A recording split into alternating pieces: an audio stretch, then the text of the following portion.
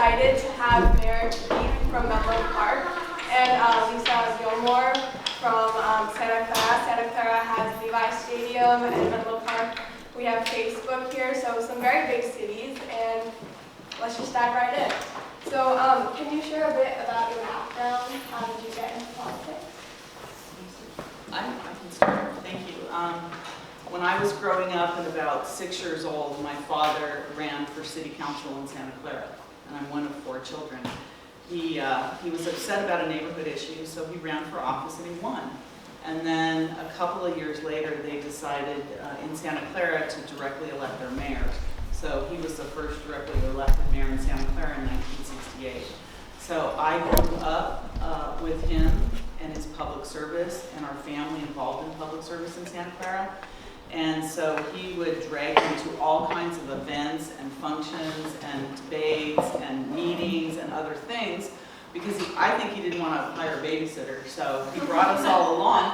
And so my life growing up, I thought that's what everybody did, that you were involved in your community, that was very important. And he was on the council the entire time I was even through elementary school and high school. And so there were really a lot of pros and cons with that. The positive side was I was really exposed to a lot of government and governmental functions and I learned a lot about it. The bad part was I was the mayor's daughter. So if I did anything wrong or got in trouble, he heard about it immediately. And so I had to conduct myself, in a very professional manner at all times because everybody watched me. So after that, and after college, I was 22 years old, I applied to be on our Parks and Recreation Commission in Santa Clara. I thought, okay, well this is what I'm supposed to do, this is how I'm supposed to give back. So I applied to be a Parks Commissioner and served for 10 years as a Parks Commissioner, and then ran for City Council. The first time I ran, I was 28 years old. I was single at the time, and I was going to be the 4th elected woman in the city. However, I lost my first race, and there were many reasons. I worked really, really hard, but during that time, there were many that said, I'm not going to vote for you, you're not married, you're too young, you go get experience and come back. I did lose by 100 votes, and then I waited 4 more years, did a lot of work, and ran again, and then I was elected in 1992. So fun to hear. I know. Hi, everybody. My name's Kirsten Keith. I'm the mayor of Menlo Park, and thank you for having us and inviting us to be here with all of you. It's really exciting to see all of you here this morning, and I'll talk a little bit about my path to becoming mayor as well. So when I was young, when I was 12, we moved to Chile, to Santiago. How old are you guys? Who's 12 in here? Anybody? One 12-year-old, and the rest of you are under 12 or over? Who's under 12? See, I'm close to you, yeah. So when I was 12, we moved to Chile, and before that I had lived in Australia, and we moved around a lot because my stepfather was an engineer, and he was an engineer doing cost and scheduling for mines. So he took us all over the world. And we moved to Chile for copper mining. And when we were there, it was a military dictatorship. So General Augusto Pinochet was in power. And to be a 12-year-old living there at that time and traveling all over the country with my parents went on the weekends really affected my view of the world and how things were working, and that you really have to stand up and be heard in a community to get your voice heard, to make your government work for you. And it was very sad for the people in Chile because it was a really tough time. People were disappearing, and it was very scary. It was very scary. So we moved back to the United States, to California. And right when I got back, when I was then 13, I joined Amnesty International. How many of you have heard of Amnesty International? Not very many. So Amnesty International is an organization, a nonprofit in Washington, D.C., and they look at human rights abuses around the world. So I was curious I wanted to be involved with something that was helping end human rights abuses. And so I joined, and then we wrote letters, and you're trying to release people who are political prisoners around the world.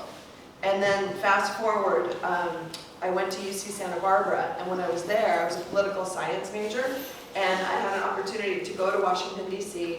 and work for Amnesty International. So when you get older and you're in college, you can do these interesting internships where you go places, and whatever might be important to you, you can find an internship on that and go work with that organization if you want. So I went to Washington, D.C., and I worked for Almami Sila, and he was the Africa area coordinator. And we were working on all sorts of human rights abuses in Africa at the time. And there were different people who worked on different parts of the world. So then I finished my degree at Santa Barbara and moved up here to the Bay Area to go to law school. And when I graduated from law school, I started doing political asylum cases. And mostly from Latin America, because there was a lot going on in Latin America, Central America at the time, where people were seeking political asylum in the United States. And so I speak Spanish from living in Chile. So I have a lot of Central American, Latin American clients for political asylum cases. And I felt really good about doing that work. I felt like I was helping people, and that's what I wanted to be doing. And I was also doing criminal defense work as well. So I always was involved in my community, and I, found things that were interesting to me and then dove into them. So I worked at Legal Aid. So legal aid is to help people who don't have any money, allow them to have representation in court. So I worked there and helped people with temporary restraining orders in battered women cases, for example. And we would help women go to court and to get restraining orders. So I did a lot of different things. And then in Menlo Park, I always was active. And I was on our housing commission because we cared about housing. Housing is a big deal in the area because we don't really have enough housing for everybody. And so we have a lot of people who have to drive really far away to come to jobs that are here. So I worked on the housing commission, and then I was on our planning commission. And probably this doesn't, you might hear the words planning commission and think, well, what does that do? Or that's not very interesting. But in reality, the planning commission is really interesting because it's all about development. So if this building looks pretty new to me, I don't know when this building was built, but it looks fairly new. So when this building was built, somebody had to take their plans to City Hall and get a permit and maybe go through a planning commission to have them look at the architecture and say, it's not too high, it's not too wide, it fits on this property. And so it's all about development issues. And so if you like development issues, Planning Commission is a very, very interesting place to be. And then from Planning Commission, I ran for City Council in 2010, so 7 years ago, and became the mayor in 2012 because in our county, all the cities except one, we all rotate, you have to get elected amongst your colleagues to become the mayor. So I was the mayor in 2012, and I ran for re-election in 2014 and won, and now I'm the mayor again. And Menlo Park is a very exciting place to be. And this whole valley, where do you guys live? Who lives in Palo Alto here? Who lives in Menlo Park? And who lives out, where else do people live? Where do you live? Fremont. Fremont. Oh gosh, thanks for coming over. Wonderful. And how about you guys in the back? Los Santos Hills. Mountain View, great. Well, so this whole peninsula where you are all coming from is a great area to be right now. And it's just a very exciting time. But we do have a housing shortage still, and so we're always trying to figure out how to create some more housing for people. And can you tell us a little bit about what you do as mayor? Sure. Do you want to go ahead? Okay, for it. Yeah, that's fine. Yeah. In Santa Clara, we're part-time politicians. We're forced to have other jobs to survive, and I don't know if anyone knows, but I think the only city that has full-time elected officials is the city of San Jose in our county. I think it's just the city of San Jose. So in Santa Clara, I'm a really, really busy mayor. In Santa Clara, we have 3 companies, I'll call them, that our city's in charge of. First, it's all the city services in Santa Clara, such as police, fire, utilities, libraries, parks, everything that has to do with the community and city services. The city of Santa Clara is also a unique city where we own our own electric utility. It's called Silicon Valley Power, similar to PG&E or other. Palo Alto has their own utility as well. So it's a $1 billion business where we provide electricity for all of our residents and all of our businesses in Silicon Valley and Santa Clara. So we're in charge of that. I'm also the chair of our stadium authority. We have a publicly owned stadium called Levi Stadium in Santa Clara. It's owned by the public, but it's governed by the stadium authority. So I have 3 hats that I wear for 3 companies. Santa Clara also has a convention center. It has a theme park, Great America. We have a major university, Santa Clara University. We have a community college, Mission College. And right now, we are looking at building one of the largest developments in the western United States. It's called City Place. And what it is it's a brand new, we call it our uptown, on top of our golf course, which happens to be a landfill, which is a garbage dump. So we are building this brand new 230-acre city, which is going to cost the developer about $9 billion, with the B, billion dollars, to develop restaurants, hotels, health clubs, arts districts. Even Joe Montana is going to put a hotel there. You all know who Joe Montana is? Football player? Yeah, okay. All right. Wrong crowd. So, and some office buildings and other things. We also are the home, not to Facebook. She's got Facebook. We have a lot of high-tech companies in Santa Clara. In fact, we just, I'm sorry to say, for Palo Alto, the new global headquarters for HPE is moving to Santa Clara, and then building offices in other cities as well. So we're a really, really busy city. So there are days when I will be, and again, by profession, I'm a real estate broker. I've been a real estate broker for over 30 years, which has really helped me to understand a lot of the issues involved with the city. A lot of the issues revolve around planning, zoning, real estate, all those types of things. So my background coming into my job has helped me a lot. But there will be days, and I'm not kidding, that I will come into City Hall work for my part-time job, and I will sit down with a resident who's upset because the fence height of their neighbor is bothering them, and the trees are growing over, and they've just had it, and they're upset. So I will calm them down, work it out, be strategic in how I deal with them. And then they will leave, and then the next person that will walk into my office is an NFL football owner that's upset about, you know, their stadium and this and that. And I say, oh, okay, you know, we'll deal with all that. And then they'll walk out, and the next one will come in will be the CEO of a high-tech company that says, we want to build, you know, 6 million square feet on these 45 acres in your city, and we want a tower that goes over 100 feet and this and that. And how can you help us get this developed? We say, oh, okay. And then at the same time, I'll say, all right, so you have to change hats, think. And then I'll turn around and I'll get a call from my 14-year-old. Mom, what's for dinner? And I say, okay, right? So, and then go back to the real job. So there are so many things when you ask, what do? I do a lot of things. In Santa Clara, we're only 130,000 people, but we're a really vibrant city with a lot going on, and we've taken a lot of risks over the years, but they've been real calculated, good risks for us. So we're busy. I also want to point out that on our city council, I'm only the 4th elected woman in the city, but right now we have 5 out of the 7 members that are women. And this is the first time in our history that Santa Clara is governed by women. So just wanted to let you know. That's why we get a lot.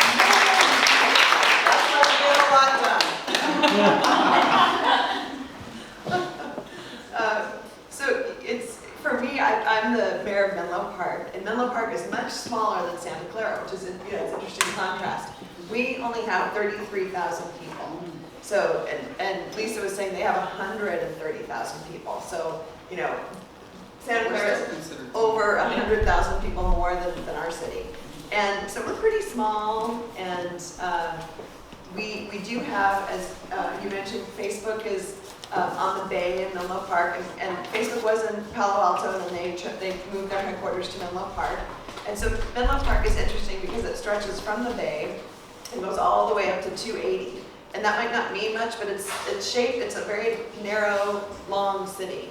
So when you get up to 280, that's where you have a lot of venture capital funding. And when you look around the world today, the Sand Hill Road has more venture capital funding than anywhere else in the world. And so it's an interesting mix. And then we have everything in between, our neighborhoods and our businesses and life sciences and all sorts of things going on. And my day is also, as Lisa was saying, I'm a part-time mayor as well. So you don't quit your day job when you run for city council. We're all really volunteers on the council. And I have a law practice in Redwood City, so I'm in court quite often, and then put the other hat on of being mayor and helping run the city. And it's the same, as Lisa was saying, yesterday I was on email a lot with neighbors who are very upset about traffic concerns. We're building a new overpass on over 101 at Willow Road, and it's creating havoc in my neighborhood. And so people are upset because they can't get out of their driveways. They can't get their car out of their driveway because there's a backup on their street to get onto Willow Road. So, I deal with people on a very personal basis, that this is affecting their quality of life, to also then turning around and working with our business owners about maybe, downtown, putting outdoor dining. So if you come to Santa Cruz Avenue now, we have a lot of restaurants that have outdoor seating and outdoor dining, and that's been a really great thing for our restaurants. But it varies, as you were saying, Lisa, the things that we do vary from somebody calling about trees down, or the city not maintaining a tree and they want it maintained, and we'll have to work on that right away, and to bigger issues like Facebook development. So we have a big development on the other side of 101, and with plans to build 3,000 more housing units and more office space, and have a grocery store and pharmacy for part of our residents who live on the other side of 101 who don't have a grocery store and a pharmacy right now. So they want to have those benefits, and so we're bringing those benefits through the development that's taking place. But there are a lot of big changes going on. And it's exciting. And we also have this giant park called Bedwell Bayfront Park, and it's on the bay, and it also is a former dump. So before you kids were here, the idea of planners was to put all of our garbage on the bay. Does that make sense? No, it doesn't make sense to put your garbage on the bay, because if it's on the bay, where is it leaching into? The bay. The bay, into the water. So that was what was happening, and then there was an environmental movement in this area to save the bay and to save these beautiful foothills that you look at, and it really created this beautiful place where we live today. So our former landfill, Bedwell Bayfront Park, is also now a park, and it's 160 acres, which is a big park. And on Tuesday night, for example, we have a master plan to look at what do we want to do with the park. Some people want us to have a dog area for dogs to be off leash. And then other people say, oh, you can't do that. That will really be bad for the birds in the area. Or some people say, hey, we want to have drones flying in the park. And other people say, no drones in the park, because that's going to be affecting the birds. So, we're always evaluating and trying to figure out how do we create the kind of environment and place where our residents want to be, but also protect nature, protect the birds, protect the wildlife. And that's Tuesday night. And some people wanted us to put a kayak ramp out so that we could have access to the water, and you could take a kayak and go out on the water. And then other people say, oh, no, you can't do that. You can't do that because the tides are too great, and it will affect the birds that are out there. So we're always, balancing what people want, and everybody always has a different story about what they want. And so we try and take all the information and make the best decisions that we can make to make our communities a good place to be. And Mayor Gillmor specifically, can you tell us a little bit about what it was like having Levi Stadium built in Santa Clara? Yeah, we've had a lot of growing pains with Levi Stadium, and So what happened was the San Francisco 49ers wanted to build a stadium in Santa Clara, but they couldn't do it without a vote of the residents. So in 2010, our residents voted to allow the development of Levi Stadium in Santa Clara. During that election campaign, the 49ers made a lot of promises to our community. They wouldn't touch our soccer park, they'd keep our creek trail open, they were going to provide us with a community room, just to name a few things, right? So after the vote and after the election, it took us a few years to get it built, but it opened in 2014. That's when they had their first event there. And then some of the promises that they made weren't kept to the community. So our community is now really holding them to the fire to say, you made promises to get the vote. You had this, we supported you, you built the stadium, now you've got to keep the promises back to the community. So we are now trying to figure out, because we're a public agency, we're a city, we did not have a lot of experience in managing a stadium. So we were very ill-equipped to manage what was this $1 billion stadium that was built in our community. So it's taken us 3 or 4 years now to figure out how we're managing it. We've come across issues. For the most part, it runs pretty smoothly, but we've come across issues like concerts. You know, when should concerts end? When the stadium was being developed, as a condition of the development, when they went to the Planning Commission and the council, the community agreed the concerts could end at 11 o'clock on Friday, Saturday, and Sunday evenings, but if it's Monday through Thursday, they have to end at 10 p.m. So after it's built and running, now the football team wants to run concerts past 10 p.m. on a weeknight. But our community now is upset with that because they said, again, promises were made to get this built, and now they're not being kept. So our job as members of the Stadium Authority is to make sure we're balancing what's happening in our community and the quality of life for our residents. Like, it's a school night, you know, the kids have to get to sleep, or people get up early to go to work. And when a concert ends at 10, it means the parking lot doesn't dump out until after midnight. So you add 2 hours on to the end of the concert. So what is going to be good for our community? So we're still trying to work that out. We finally have good management in place now on our city side to protect our city and our residents.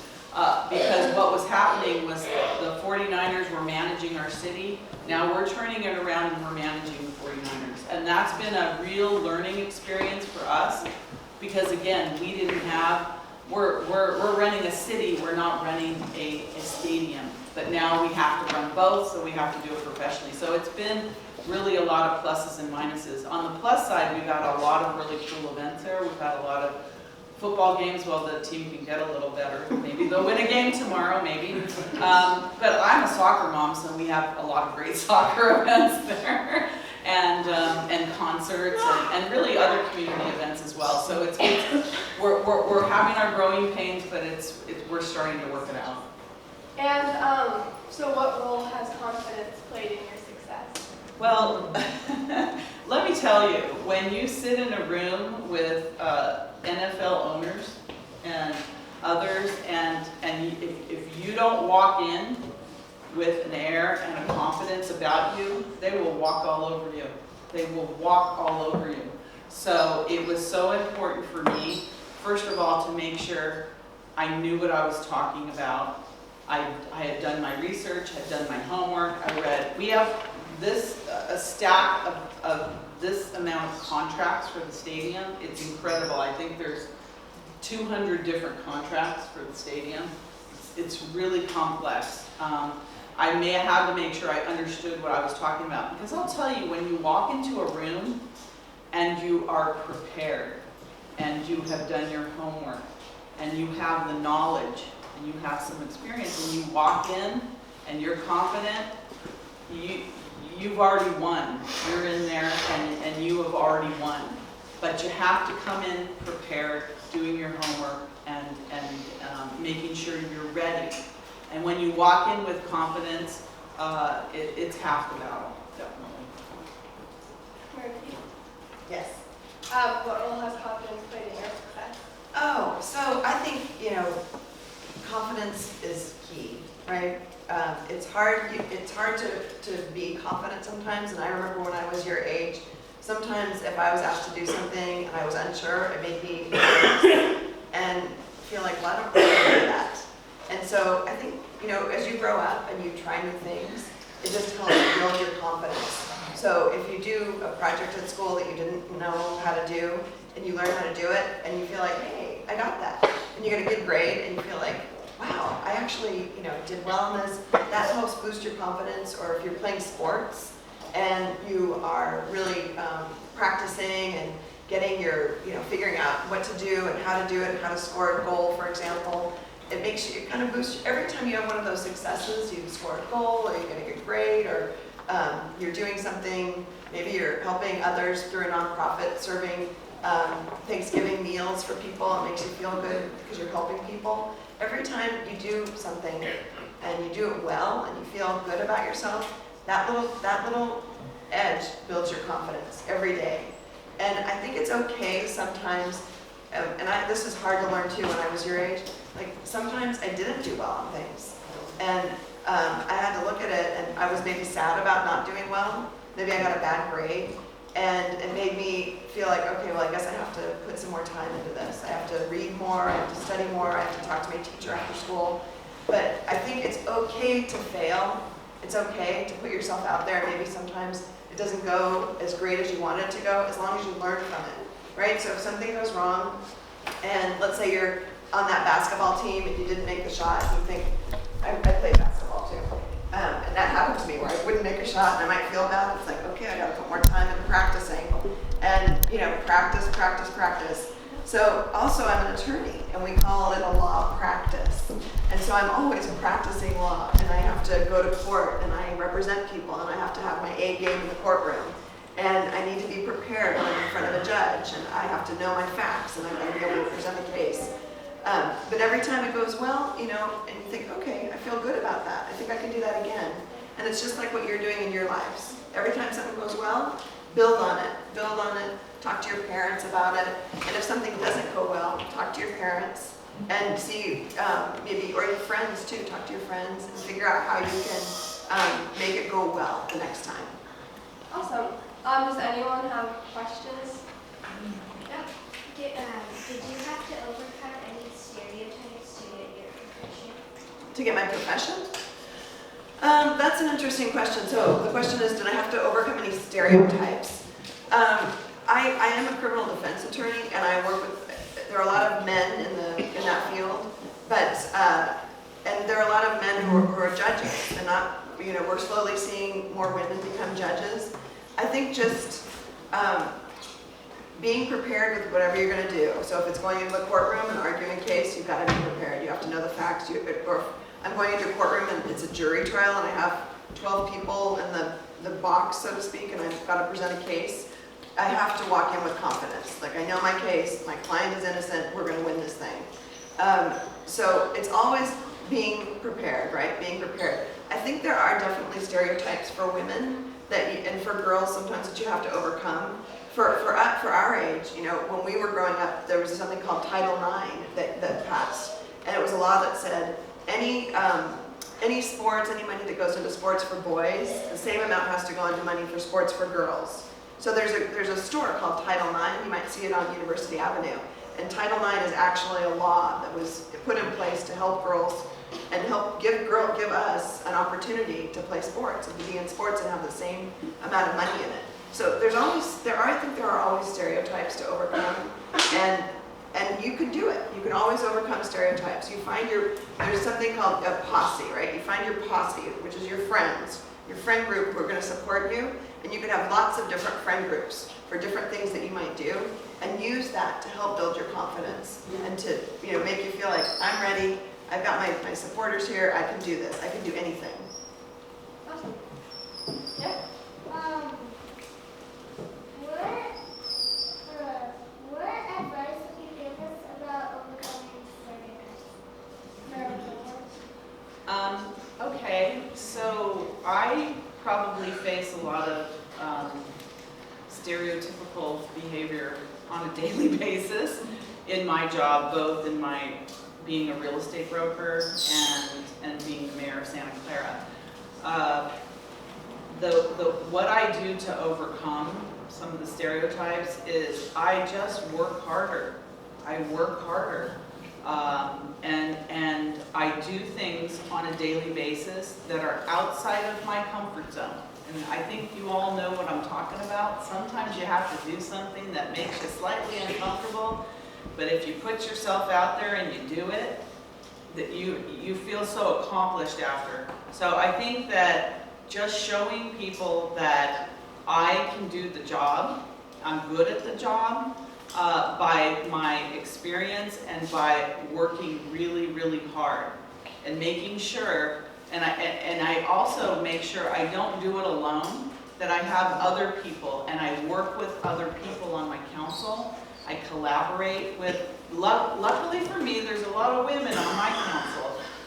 We work really well together, and because I can't do it alone. So a lot of times the way that I can overcome it is just really by working hard and knowing what I'm doing and feeling confident about myself. And that's not always an easy thing to do. It takes work.